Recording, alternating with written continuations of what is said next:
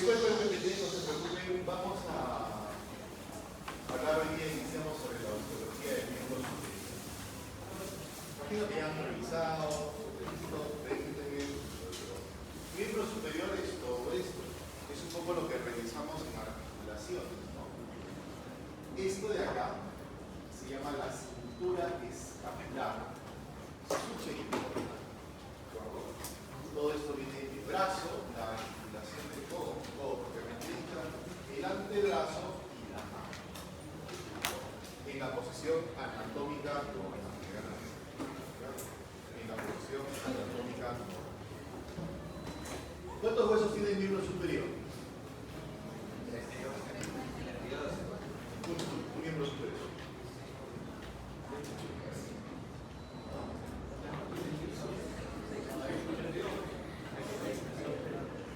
A ver, sube.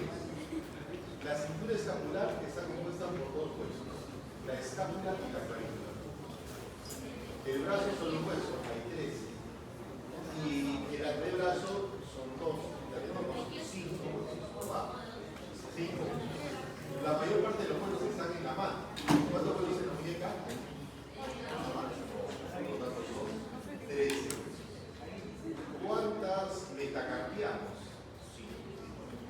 ¿Cuántas falanges proximales? 5, ¿cierto? Ya van 23. 5 distales y 4 medias.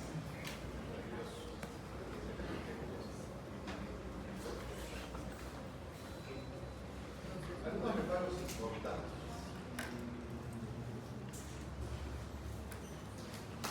Todavía vamos a seguir utilizando el término o el nombre cúbito.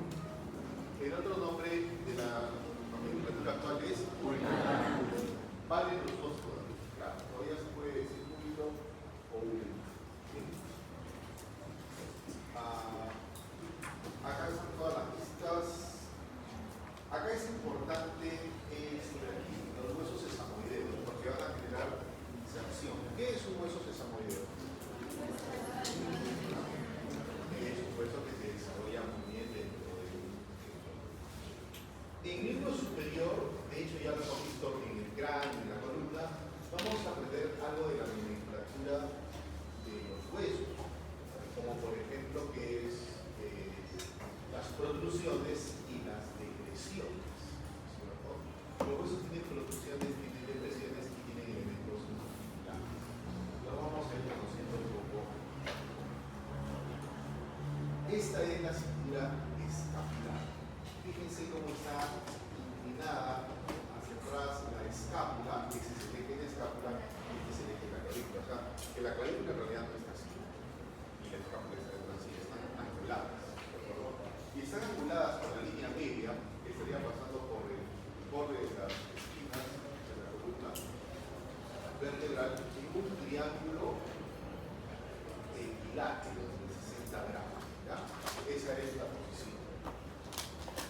Algo que es importante y que suele venir en exámenes son preguntas bien sencillas. Te ponemos un hueso y te decimos si es derecho o es izquierdo. Entonces hay que preocuparnos por reconocer cuáles son los huesos derechos. También hay que conocer bien la posición articular, ¿no? Como hoy día tienen que ver eso en la práctica. Afortunadamente en el anfiteatro tenemos muchos huesos para que ustedes puedan practicar.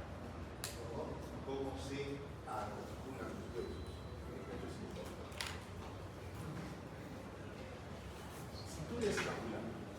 ¿Qué debes de saber de la clavícula? ¿Qué es importante en la clavícula? ¿Verdad? ¿Esta es una clavícula derecha o izquierda?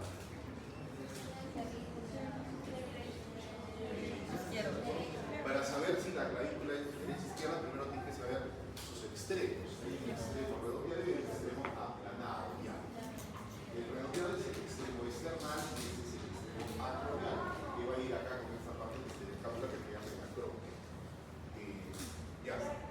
Entonces ya sé que esto va para afuera y esto va para adentro. ¿No es cierto? Ahora, ¿qué debo saber? Que la superficie superior es esa, mientras que la superficie inferior es ¿no es cierto? Y visto desde arriba es una forma de S itálica. tiene una convexidad medial y una concavidad lateral. Esa es la forma como ya se hace. ¿Qué elementos importantes en este hueso hay que saber reconocer? El hueso conoide y la línea trapezoidal. Si ya la han visto, seguramente conocieron la articulación, ¿no es cierto? Pero es importante porque ahí se inserta justamente el ligamento coraco-clavicular, que tiene dos porciones, ¿no? Una porción conoidea y otra trapezo. Esta es importante, es un surquito que hay por el mismo subclavio y también es otro medio de fijación de la clavícula hacia la primera costilla, que es la impresión que tiene el ligamento costo-clavio, ¿cierto? De primera costilla con la clavícula. Y esto es lo que hay que saber de la clavícula. ¿Dónde está? ¿Cuáles extremos y cuáles son las? Ya saben que la clavícula se orienta hacia arriba, ¿no? La articulación que genera la clavícula es importantísima. Pregunta de examen, chicos, y pregunta para su vida de médicos en general. La luxación acromioclavicular es una luxación muy frecuente. ¿Qué ocurre cuando una persona, que la mayor parte de ellos, se cae con la mano extendida? O sea, cuando alguien se va a caer para atrás, instintivamente tú estiras la mano. Pues ese vector de fuerza te empuja la cabeza del húmero, te empuja la clavícula y la desarticula de esta articulación. ¿Se entiende? Esta cabeza golpea acá y esto se desarticula. Preguntas que pueden venir. ¿Qué elementos articulares estarán involucrados en esta luxación? Primero, estos dos. ¿Cuál es este? ¿Cuál? Entre el acrónimo y la clavícula. Entre el acrónimo y la clavícula. Acromioclavicular, ¿no es cierto? Y si es muy severa, ¿qué otros ligamentos estarán asociados a esta lesión? El coraco-clavicular se rompe, ¿no es cierto? ¿Cómo se llama cuando una articulación se sale de su lugar? ¿Cómo se llama cuando un ligamento se rompe?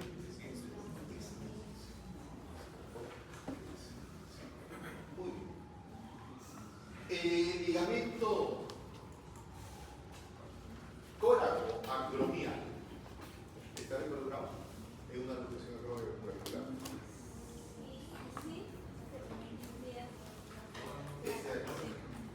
¿No es cierto? Coraco-acromial. ¿No? Porque no agarra a la parte acromial de la garganta, ¿verdad? ¿Se entiende? ¿Y cuál es el signo más frecuente? Lo que pasa, chicos, es que cuando la clavícula se sale de su lugar, se levanta, ¿no? ¿De acuerdo? Y cuando yo la presiono, suelto y regreso a su lugar, ¿no es cierto? Por la tensión de los músculos. Y es como si estuviera tocando la tecla de un piano, es el signo de la tecla. Muy bien. Importante para la vida diaria de nosotros los médicos, se ve muy frecuentemente en las salas de urgencias y también importante para su examen, ¿no? Tienen otra pregunta, si están anotando la pregunta.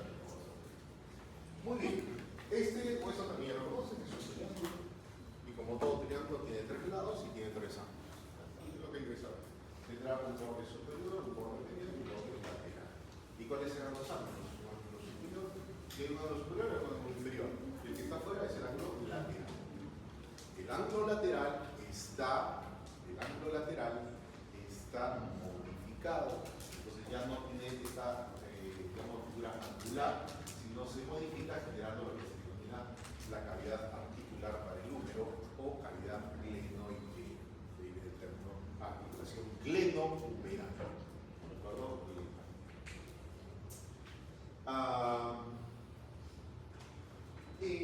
Igual, hay que saber si el hueso es derecho. El día de hoy en la práctica procuren reconocer huesos derechos e izquierdos. ¿De acuerdo? Igual. Esta parte tiene una gran fosa, que es la fosa que alberga el músculo.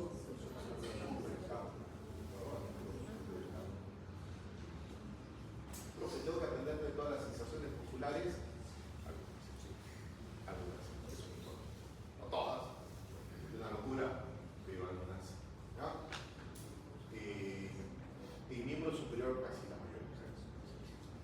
borde superior presenta una depresión anatómica importante que se llama la escrotadura del escapo, pero que solamente existe en el muerto. ¿De acuerdo? Igual, ¿se acuerdan en el cráneo cuál de los agujeros no existe en el vivo? El agujero rasgado, ¿no? Está tapado ahí con el cráneo. Este acá solo existe en el muerto. En el vivo está abajo. Y por ahí pasan los vasos sanguíneos. Está suspenso, pregunta de examen, hoy día lo tienen que resolver en la práctica. ¿De acuerdo? Muy bien. Ya. En esta cavidad glenoidea existen dos huecos, ahora lo buscan, en la práctica, reconozcanlo. Si está en la cavidad glenoidea y no es encima, pues es el supra, entonces será el infraglenoideo. Lo importante es porque dan origen a los largos. ¿A qué me estoy refiriendo? A la porción larga del bíceps braquial y a la porción larga del tríceps braquial. Esta es la prominencia que es la apófisis coracoides. Apófisis coracoides. 3 músculos relacionados a la apófisis coracoides. Apunten a, todo esto tienen que resolverlo hoy día en la práctica. A ver, les repito. La primera era, ya saben, todo el derecho izquierdo. La segunda que tenemos que resolver en la práctica hoy día es la estructura anatómica y sus relaciones con el paquete vasculo nervioso relacionado a él. La otra, el otro tema que probablemente ya lo saben porque han leído, pero no hay que resolver en la práctica, es músculos relacionados a la apófisis coracoides. Músculos, que son 3.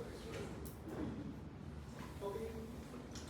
Visto desde la parte de atrás, lo que resalta es esta prominencia ósea que termina en un extremo ancho y aplanado, que es la espina de la escápula.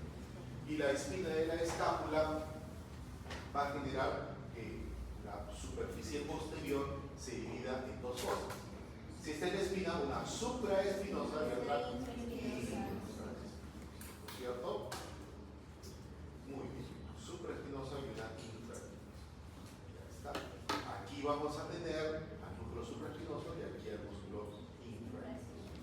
Borde medial y borde lateral vistos desde atrás. Hacia el borde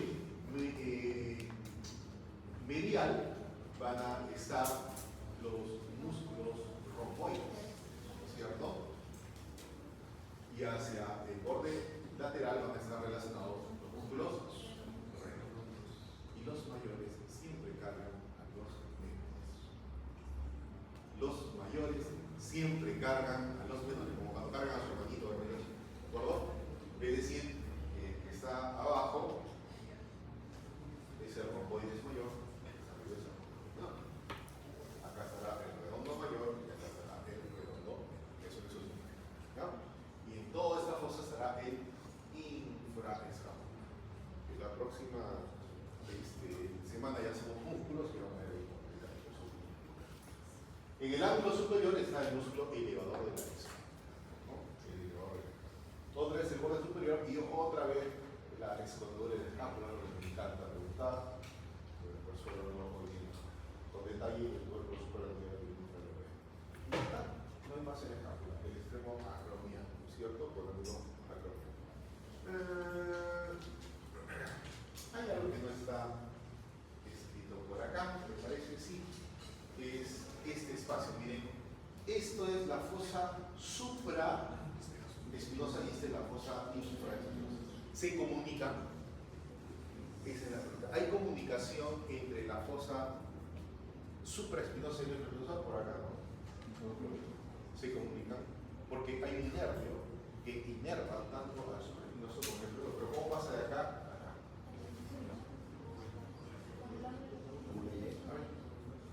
Tú sabes. Y si no sabes, es el momento de que te equivoques. No te tienes que poner el examen. ¿Qué dices? ¿Su escapular? ¿Cuál es cisura? ¿Esta? ¿Cómo se llama cisura? Es escapular mayor. Bien. Pero la lógica está buena, claro. Por acá pasa. El nervio que los inerva entra por acá. Vean por encima. Inerva y da una rama que se va por acá. O sea, ahí la van a ver ya entre, ¿no es cierto? Es la incisura. espino, glande, entre la espina y la yema. Ah, sí, se me cruzaron se me han cruzado dos láminas, así en repetición, pero se los paso así en PPT, ¿no? Con todas las láminas, para que los pasen de dos, conforme quitarlas. Listo. ¿Qué hay que saber de él? Este es un hueso largo. ¿Qué partes tiene un hueso largo? Epífisis proximal, epífisis distal y diáfisis. ¿Cuál es la metáfisis? Definición de metáfisis.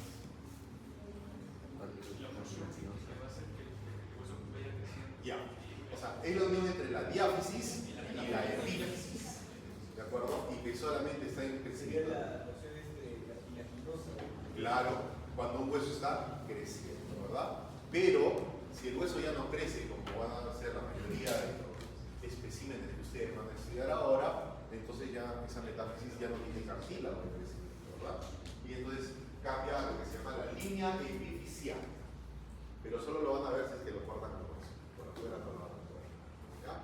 Otra cosa que van a ver en los huesos largos es que tienen un agujerito en las diáfisis, que son sus agujeros nutricios, ¿no? Por donde entra una arteria para darle vascularización y para darle nutrición. Ok. A ver, miembro superior. Solo podríamos hacer un examen solamente hablando de los huesos del miembro superior. Hay muchas relaciones, cosas importantísimas de ver. Por ejemplo, a ver, esta es la cabeza, este es el cuello anatómico que une la cabeza con el cuerpo y por lo tanto eso será el cuello anatómico. Pero en realidad lo que tiene importancia este hueso es esto que se llama el cuello quirúrgico. ¿Por qué? Porque ahí será más tranquilo. O sea, casi imposible que se vaya a romper en un accidente. Porque está la cápsula muscular, los ligamentos, la membrana sinovial, el líquido, un montón de cosas. O sea, que esto se rompa anatómicamente es un cuello, porque es la unión de cabeza con cuerpo. Pero no se va a romper ahí, el hueso se rompe. Y justo ahí está girando un nervio con una arteria. Entonces ya entenderán que lo que hay que saber en anatomía, para eso estudiamos anatomía, es que estructuras pasan por ahí. Estas se las doy yo. Es el nervio axilar con la arteria. Muy bien, eso está buenísimo. Parece la idea. Arteria humeral circunflejo, humeral posterior y el nervio axilar, ¿no? La pregunta te viene de cualquier manera. Le ponemos el hueso, le marcamos la fractura y le decimos que no hace el paciente. Entonces tú tienes que integrar tu conocimiento y decir, bueno, el examen teórico les cuento que ni piensen que va a ser, dime cómo se llama el hueso, qué partecita es esta, todo es para razonar, todo es para razonar. Son casos clínicos, ¿no? Todos, 100% casos clínicos. Entonces yo te pregunto, si se partió el hueso, ¿qué no puede hacer el paciente? Entonces tú dices, ok, ahí está el nervio, puede grabar el nervio axilar. El nervio axilar es el principal nervio del músculo deltoides. El deltoides es el que abduce el brazo especial. ¿No es cierto? O te podemos decir, el paciente no puede abducir el brazo. ¿Dónde está la lesión? Y te ponemos varias lesiones del hueso. Y ya sabes que este hueso tiene dos prominencias óseas que se llaman los tubérculos. El tubérculo mayor y el tubérculo menor. ¿Ya? Antes se denominaban el troquín y el troquita. Ya olvídense eso. Olvídense de eso. ¿Ya? Solo va a funcionar como tubérculo mayor y tubérculo. Y entre los dos va a haber un surco, una corredera, ¿no es cierto? Que es el surco intertuberosital, que se denominaba clásicamente como la corredera bicipital. ¿Verdad? ¿Por qué? Porque por ahí pasa el tendón de la porción larga del bíceps. Entre el tubérculo menor y el tubérculo mayor están insertados los cuatro músculos que forman el famoso manguito rotador. Otra palabra práctica. ¿Ya? Tienen que reconocer y cuál es la disposición, cómo se ordenan esos músculos, cuál va acá, cuál va acá, ¿de acuerdo? Los cuatro músculos que hacen girar algo como se llama el manguito de los rotadores. Muy bien, en la diáfisis, ahí está donde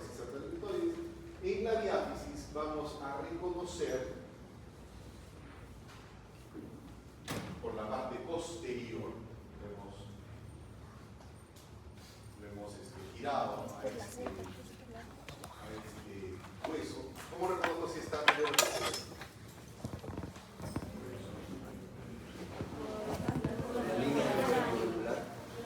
Indica, URP. ¿Cómo? Ah, por la posición de la cabeza y de la... No, puede ser un izquierdo.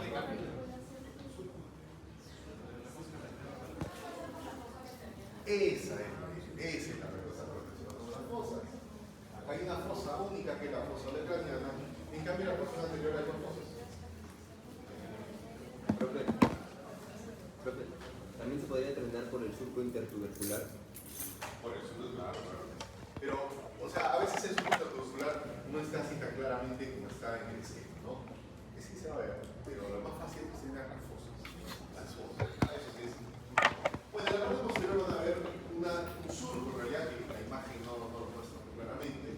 Es un surco, y ese surco se denomina el surco para el nervio radial.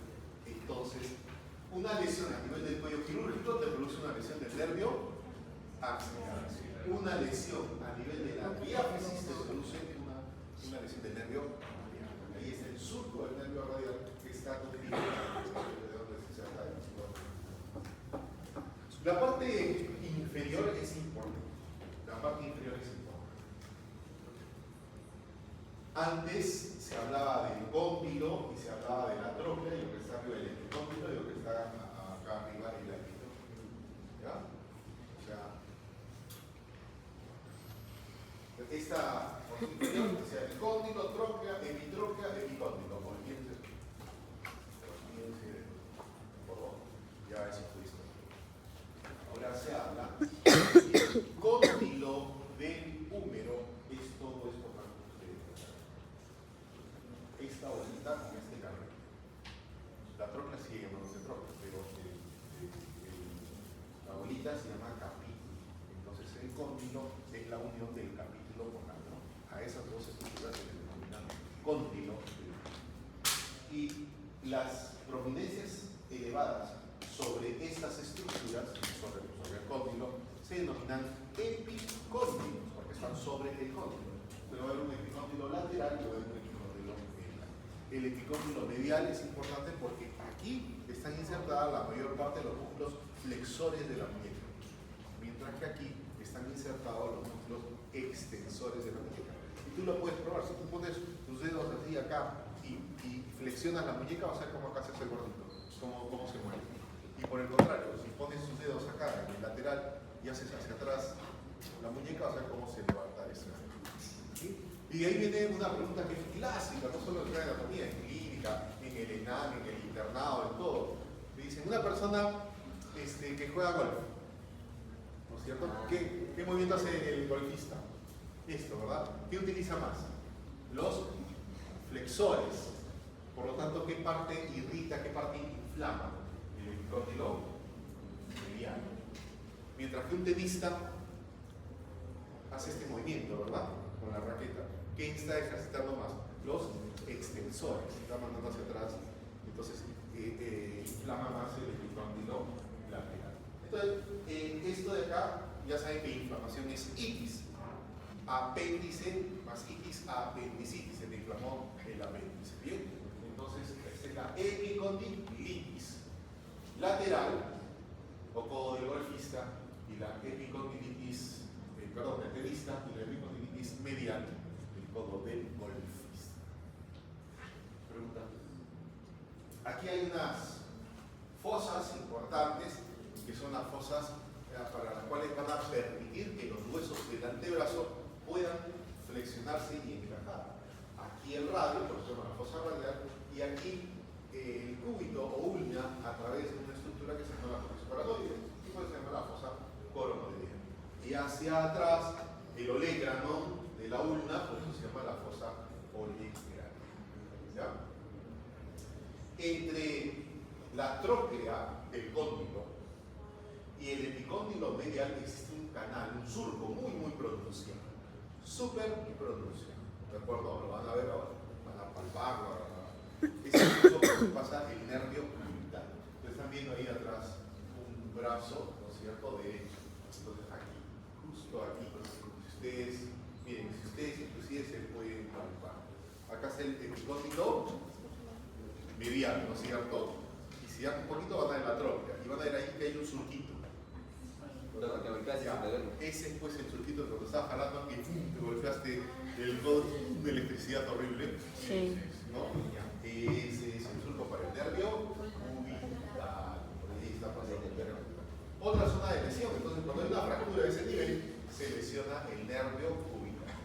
Entonces, mira cómo tienes que relacionar todas las partes del hueso con los nervios que están afectados. Obviamente que las partes que están por encima son medias afiladas y se llaman crestas. Cuando una prominencia es algo afilada, se denomina cresta. ¿No es cierto? Entonces las crestas supracondila medial y la cresta supracondila lateral. Al medio está pasando por la parte anterior y está pasando una arteria, que es la arteria braquial. Entonces cuando la fractura va a este nivel, a nivel de las crestas, por eso se habla de la fractura supracondiliar, no solo los niños, ¿no? Porque de la fractura supracondiliar, ¿quién agarra? A la arteria braquial. Nervio axilar, nervio radial, nervio cubital, arteria braquial. Ya. Muy bien. Ya lo vimos todos.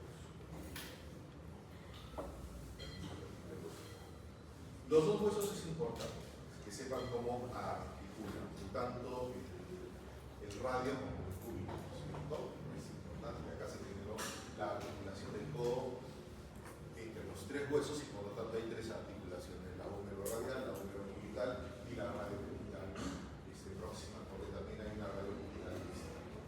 ¿Qué hay entre los dos? La membrana. Aspectos destacados, las tuberosidades. Una tuberosidad anterior, es una tuberosidad radio y una tuberosidad media. Todavía no he... Pero, ¿cierto? ¿ya lo pido? Tuberosidad de radio y tuberosidad de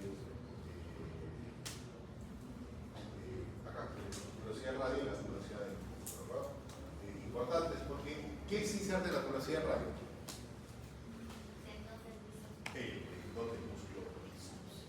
Y en la velocidad de radio el tendón del músculo braquial. ¿Qué es? Y recuerden que cuando hablamos, y les voy a aclarar para motivo de exámenes, cuando uno habla de origen, o sea, un músculo se inserta en un hueso y tiene una inserción proximal y tiene una inserción distal. ¿De acuerdo?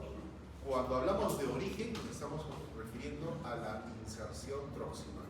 Y cuando hablamos de inserción propiamente dicha, a la inserción distal. De manera tal que no solemos usar los términos inserción proximal y distal, sino hablamos de inserción y de origen. El músculo se contrae desde la inserción hacia el origen. Si el músculo bíceps está en la cintura escapular, se origina ahí y se inserta en esta velocidad radio, entonces la contracción va de inserción hacia origen. ¿Qué hace flexión? Eso aprende.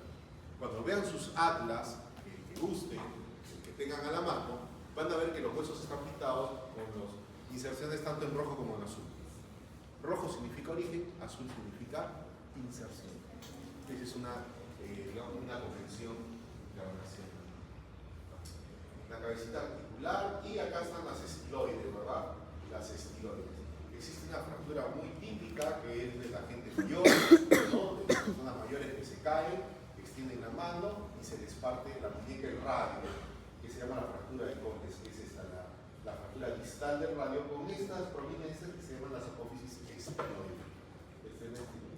En el radio, en la parte dorsal, aquí lo estamos viendo desde atrás, con tres niveles de borde, ahí existe esto de acá que se llama el tubérculo dorsal del radio.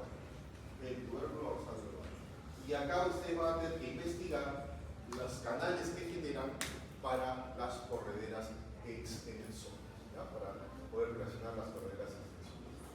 Para el extensor del pulgar. Todos los extensores. Existen 6 correderas extensoras. 6. Marcadas así de la 1 a la 6. Cuando hagamos músculos, tiene que aprenderse qué pasa por la 1, por la 2, por la 4, por la 5, 6. Porque se lesionan y hay que filtrarlas. ¿Me tengo que aprender los nombres de las caras de los huesos? No. Pero sí nosotros saber la relación donde está la membrana nerviosa, ¿no? ¿Cuál es la posición de los huesos? Eso sí. ¿Cuál es la posición de los huesos? ¿Cómo están puestos? ¿De acuerdo? Que puede ser una pregunta interesante. Te pongo. Los exámenes traen 4 alternativas de respuesta. Ya tanto los prácticos como el práctico. Te pongo 4 huesos articulados. Tienes que marcar cuál está correctamente articulado. Ya, no se pasa por ¿por qué? Porque tienes que aprender a ver radiografías. Cuando hagan morfo 2, vamos a hacer anatomía radiológica. Van a aprender a ver radiografías, tomografías, ¿verdad? Y si no sabes cómo la función normal, no lo vas a poder interpretar a nivel de la radiografía.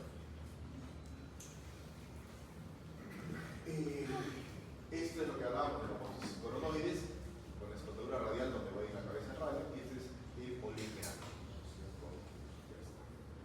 No, hay más cosas interesantes en estos músculos. En el radio, la cabeza en radio, la velocidad que ya habíamos visto, vean un agujero en este ejemplo, un agujero nutricio, estirones. En el caso del radio, sí, en esta vista posterior, el tubérculo del radio, ¿no? Y acá están las correas.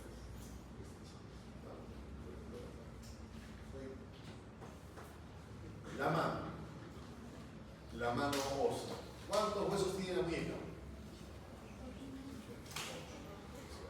Imagino que todos son el nombre, ¿verdad? Vamos desde el primer dedo, segundo. Los dedos son primero, segundo, tercero, cuarto y quinto.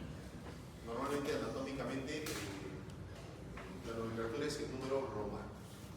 ¿Verdad? El número romano iba del primero al quinto. Las filas de los huesos son igual. Aquí está el escafoides, el semilunar, el piramidal, el pisiforme, el trapecio con el trapezoide, el grande que se grande. A nivel de estos 4 huesos, de estos 8 huesos, las 2 filas de 4, es importante que lo sepan reconocer. Uno a uno. ¿Ya? ¿Me tengo que aprender todas las partes de cada huesito? No, ya no va a eso. ¿No? O sea, quien está leyendo Tessit, no, es una religión. ¿Saben qué es ese libro? Es un clásico con el cual todos los profesores de la cátedra, y me incluyo, nos hacían estudiar la anatomía. La anatomía solo era un curso único y duraba entre años y 2 años, dependiendo de la infancia. Y tu libro de anatomía eran 4 tomos. Y te tenías que aprender nombrecito por nombrecito. O sea, este hueso nomás tiene varios nombrecitos. Hoy en día sabemos que eso es un absurdo, ¿no? Sí, no tiene ningún sentido. No tiene absurdo. Salvo que alguno de ustedes vaya a ser investigador en anatomía y bueno, anatomía comparada. Ya te dedicarás a eso, ¿no? Pero hoy por hoy pierdan tiempo haciendo eso. Solo les voy a pedir que en la práctica, tomen nota, o otro de los puntos. Todo lo que les digo es porque los puedo preguntar. Otra cosa que sí es importantísimo que reconozcan en estos 8 huesos que hay 4 de ellos que dan unos puntos de anclaje a una estructura muy importante que se llama el retináculo flexor. Forman como una carpita con esta estructura fibrosa que se llama retináculo flexor. Entonces vas a saber cuáles son y los vas a identificar en qué hueso y qué parte es la que va. O sea, es como cuando ustedes se van de campamento, se van a la playa y ponen su carpa, ¿verdad? O su toldo. Tienen 4 parantes y encima ponen el toldo.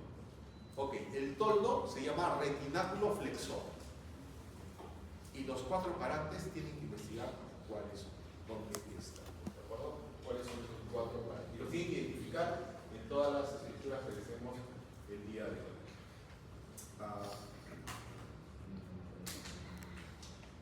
No hay más aquí. Igual para esto, ya sabemos que hay el primer dedo solamente tiene 2 parantes, ¿no? La proximal y la distal. Todos los demás tienen 3 parantes, por lo tanto esta es una proximal, esta es una distal y esta es la palanque media. ¿Me tengo que aprender todos los ligamentos que hay acá en la muñeca? No es necesario. Esta articulación trapecio metacarpial es una articulación importante. ¿Qué tipo es? Sí, sinovial, es importante que la conozcan. Súper importante. Ahí están los puntos de clase que estoy preguntando. Ya, eso es lo que tienen que ver el día de hoy. Eso es lo que tienen que ver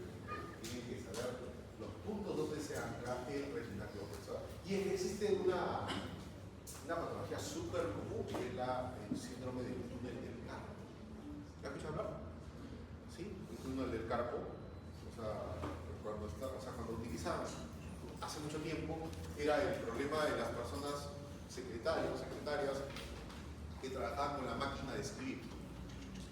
Ese retináculo flexor se va engrosando y al engrosar aprieta los tendones que pasan por ahí, pero pasan con un nervio, que es el nervio mediano, y lo comprimen.